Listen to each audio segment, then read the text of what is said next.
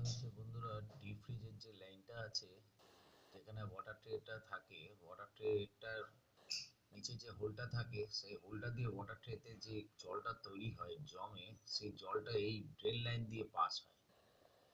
যখন আমরা ডিফ্রস্ট করি বা কোনো সময় লোডশেডিং হয়ে গেলে, যেটা আইস ট্রে আছে, কুলিং কয়েলের মধ্যে যে আইস ট্রেটা আছে, এই আইস ট্রেগুলো, এইগুলো জলগুলো বরফের জলগুলো যেগুলো আছে গলে গিয়ে পুরো এই ট্রের মধ্যে আসতে থাকে।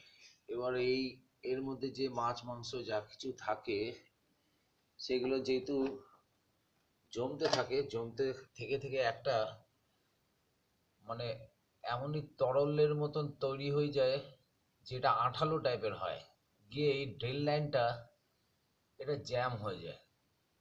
যখন এই জ্যাম হয়ে যায়, এটা ব্লক হতে থাকে, তখনই হয় কি, ওয়াটার লিকিং এই সমস্যাটা থাকে।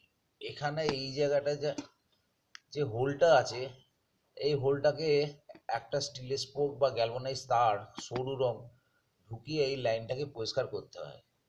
এই লাইনটাকে ভালো করে পরিষ্কার করতে করতে অল্প অল্প একটু সাবান জলের 1 কাপ মতো সাবান জল দিয়ে এইটাকে ভালো করে লাইনটাকে ক্লিয়ার করে পরিষ্কার করে দিলে এই লাইনটা পুরো পরিষ্কার হয়ে যায়। এই লাইনটা একদম চলে যাচ্ছে এই ডিপ ফ্রিজারের পিছন দিকে যেটা কন্ডেন্সার থাকে, সেই কন্ডেন্সারের নিচে একটা ট্রে থাকে কম্প্রেসারের উপরে।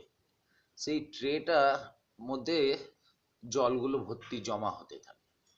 এবার সেই জলগুলো যখন জমা হয়ে ফুল হয়ে যায়, তখন সেটা আস্তে আস্তে নিচের দিকে পড়তে থাকে, পড়তে পড়তে পড়তে পড়তে সোজা চলে আসে এই ট্রেন নিচে দিয়ে, এই মাটির নিচে এই সারা জায়গায় জলে জল হয়ে যায়। এটাই হচ্ছে ওয়াটার লিকিং এর প্রবলেম। কেননা এই যে ডিপ ফ্রিজার আছে, ডিপ ফ্রিজারের মধ্যে মাছ মাংস যাবতীয় আমরা রাখি, সেইগুলো গলতে গলতে তার রক্ত, তার নোংরা যত হয়ে যায়, সেই জলগুলো এখানটায় পড়ে একটা স্যাঁতস্যাঁতে মতন ল্যাসে ভাব তৈরি হয়।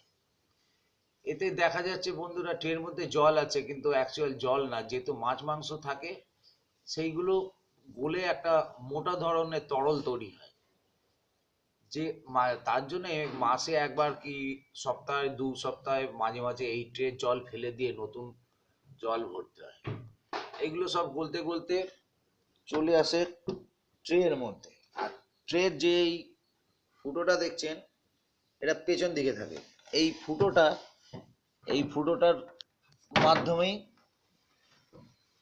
গিয়ে ঠিক ওই পাইপের যে ফুটোটা দেখা যাচ্ছে, ওই ফুটোটা দিয়ে জলটা পড়তে থাকে, আর পড়ে জলটা নিচে চলে যায় পেছন দিকে। যেমন এয়ার কন্ডিশনের দেখবেন একতলা দুতলা বাড়িতে একটা পাইপ করে দেয়, সেই পাইপ দিয়ে জলটা মাটিতে পড়ে বিল্ডিং এর বাইরে। কিন্তু এটা তা না, এটা ভেতরে, এইটার পুরনো যেগুলো ফ্রিজ থাকে সেইগুলো সিস্টেম এমনি আছে, এখনকার নতুন ফ্রিজে এরকম থাকে না। সুতরাং এই লাইনটা যখন ব্লক হয়ে যাচ্ছে, তখনই উপর থেকে জল পড়তে পড়তে এই কাঁচে পড়বে, নিচে পড়বে, পুরো সব জায়গায় জলে জল হয়ে যাচ্ছে। এবার কিছুটা জল এখান থেকে এসে মাটিতে চলে যায়। এই পার্টটা আমি এখানেই দেখালাম বন্ধুরা। এরপরে পেছনের পার্টটা দেখাবো। পেছনের পার্টটা কেমন ভাবে ফিল হচ্ছে, ভর্তি হয়ে গিয়ে ওখান থেকে কেমন ভাবে পুরো জল বেরিয়ে যাচ্ছে, এবং ওই ভর্তি জল ওই থাকতে থাকতে আমরা বুঝতে পারি না সেখানে ডেঙ্গু মশা জন্ম নেয়, ডেঙ্গু মশা তৈরি হয়। এর জন্য বাড়ির মধ্যেও যে মশা থাকে এই পুরনো ফ্রিজের মধ্যে, এই রকম যদি জল লিকেজ হয়, তখনই বুঝতে হয় যে ওই পেছনের বাকেটটাকে ভালো করে ফিনাইল দিয়ে মুছে পরিষ্কার করে আপনাকে রাখতে হবে। ওই বাকেটটা যখন খুলবেন, দেখবেন ভেতরে মশার ডিম তৈরি হয়ে আছে। এটাকে অনেকে জানেন না। যেগুলো পুরনো ফ্রিজ আছে, দেখবেন পেছনের দিকে একটা ট্রে থাকে। এর পেছন সাইডটা আমি বন্ধুরা নেক্সট ভিডিওতে পাঠাবো, কেমন লাগলো জানাবেন।